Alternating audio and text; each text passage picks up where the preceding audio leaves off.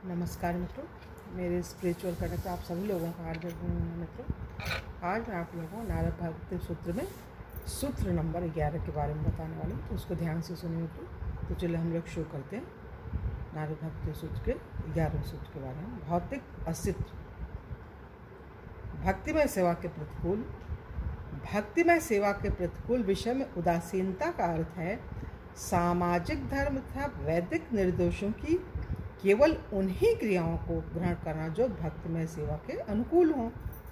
भौतिक अस्तित्व परम पुरुषोत्तम भगवान के प्रति विद्रोह का जीवन है। ये सुनिए, भौतिक अस्तित्व परम पुरुषोत्तम भगवान के प्रति विद्रोह का जीवन है। जीव कई प्रकार से इस विद्रोहात्मक प्रवृत्तियों को प्रकाशित कर सकता है, जैसे सकाम कर्म, मनोधर्मी चिंतन अथवा भौतिक सिद्धियों हेतु योग में प्रवृत्त होना। साधारणतया सभी बद्ध जीव भौतिक प्रकृति पर प्रभुत्व जमाना चाहते हैं। हर कोई सामाजिक राजनीतिक क्रियाओं अथवा वैदिक अनुष्ठानों द्वारा प्रभु बनना चाहता है। हर कोई स्वयं को उच्चतर अस्तित्व तक उठाना चाहता है या हताशा में भगवान से एक होना चाहता है।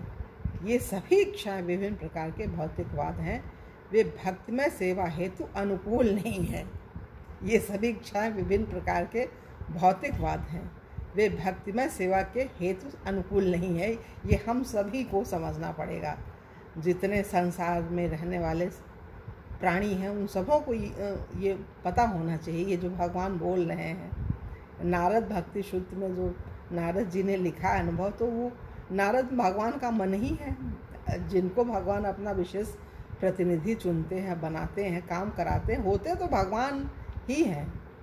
इसमें भगवान और भगवान के भक्त और जो संसार है ना, कुछ अलग नहीं है, सब भगवान के अंदर ही है। भगवान ने कहा है ना, अपना जो स्वरूप दिखाया है गीता में, तो सब कुछ तो उन्हीं के अंदर है, तो कुछ तो दूर नहीं है, बस ज्ञान होने की ज़रूरत है। ज्ञान हो गया तो भगवान और भगवान की दुनिया में भेद नहीं। रचना और रचनाकार है तो उसकी रचना है। रचनाकार परमात्मा है, रचना हम सभी हैं, जीवात्मा 84 लाख योनि है, उसमें तरह तरह के जीव जंतु, ये चीज़ है मित्रों। तो सुनिए इसको। शुद्ध भक्त देव पूजन अस्वीकार कर देता है तथा केवल कृष्ण या उनके विष्णु अंशों को ही भजता है। जब तक व्यक्ति भौतिक दूषण से पूर्णतः मुक्त न हो, वह किंचित भौतिक इच्छाओं की पूर्ति की आशा से भगवान का भजन करना चाह सकता है, किंतु यदि व्यक्ति की भौतिक इच्छाएं भी हों और वह भगवान का सम्यक रूप से भजन करे तो वह शीघ्र ऐसी समस्त इच्छाओं से शुद्ध हो जाएगा। दूसरी ओर जिन व्यक्तियों की क्रियाएं भौतिक इच्छाओं द्वारा प्रेरित हों तथा जो देव पूजन में भी आसक्त हों, वे अपने जीवन की किसी अवस्था में शुद्ध भक्त नहीं बन सकते। सबके हृदय में स्थित भगवान देव उपासकों की इच्छा पूर्ति करते हैं, किंतु भगवत गीता में भगवान कहते हैं कि ऐसे देव उपासक कम बुद्धि वाले हैं, अल्प मेधस हैं। अन्य शब्दों में, जब तक व्यक्ति प्रकृति के गुणों द्वारा नियंत्रित है, वह भौतिक उद्देश्यों हेतु देवोपासना में ही प्रवण रहेगा, मतलब लगा रहेगा। किंतु जो इस प्रवणता को हटाकर एक निष्ठ भाव से कृष्ण को भजे, वह गुणों से ऊपर उठकर शुद्ध भक्तिमय सेवा प्राप्त कर सकता है। फिर भी कोई तब तक शुद्ध भक्तिमय सेवा के स्तर पर स्थित नहीं हो सकता जब तक वह सब प्रकार के पापों से मुक्त न हो जाए। बहुत अद्भुत चीज़ है। विभिन्न पापों के निदान हेतु वेदों के कर्मकांड विभाग में प्रस्तावित कर्तव्य हैं एवं जीवन के निम्न स्तर के लोग वैदिक अनुष्ठानिक पद्धतियों के तत्परतापूर्वक पालन द्वारा सब पापों से मुक्त हो सकते हैं। तब वे शुद्ध भक्तिमय सेवा में प्रतिष्ठित हो सकते हैं। अतः यह समझना चाहिए कि शुद्ध भक्तिमय सेवा में स्थित व्यक्ति ने अपने पूर्व जन्म में ही सारे वैदिक अनुष्ठानों का दृढ़ता से प्रतिपादन किया होगा। ये बहुत विशेष चीज़ है मित्रों, इसको बार बार सुनिएगा।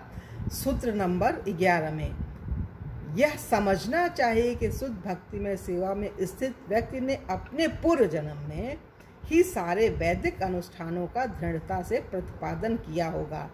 अन्य शब्दों में, भक्तिमय सेवा के स्तर पर पहुंचकर व्यक्ति को वेदों के कर्मकांड विभाग में वर्णित किसी भी प्रायश्चित की पद्धति का प्रतिपादन करने की आवश्यकता नहीं हो, वह पहले से ही पाप रहित है। बहुत बड़ी चीज़ है और बहुत विलक्षण चीज़ है। ये नारद भक्ति सूत्र के सारे सूत्र अद्भुत हैं और भगवान से प्रेम करने के लिए बाध्य करते हैं। बाध्य क्या, जब उसके अंदर, व्यक्ति के अंदर भगवान से मिलने की इच्छा हो, भगवान से अनुराग होगा ना, तो गुरु तो मिलेगा ही।